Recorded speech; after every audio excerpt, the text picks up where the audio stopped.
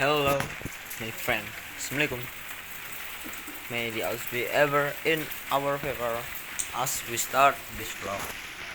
Okay, and now I'm outside of my house, my chamber, my room, because there are rainy night.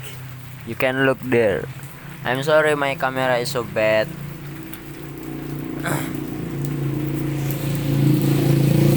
The rain, maybe the rain has arrived here in Bogor, more specifically in Jonggol, in the little area of Sukanegara near Dayu in Umikos. There's something so calming about the rain. The air is so fresh, udara yang sangat segar. Everything feels cooler and there's a sense of peace that comes with it. That peace, it makes me feel sleepy, ngantuk and turu, because the comforting in the rainy night is sleep. You will agree with me, right? I have always loved rainy days.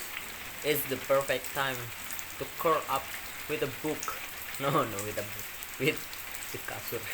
With a book, listen to the sound of raindrop and just relax.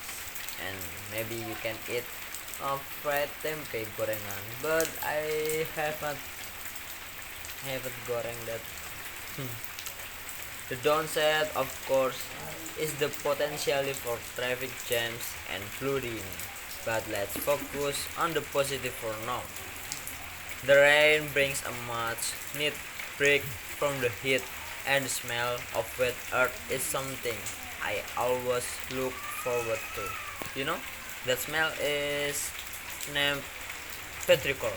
Yes, that's the slang. That's the istilah.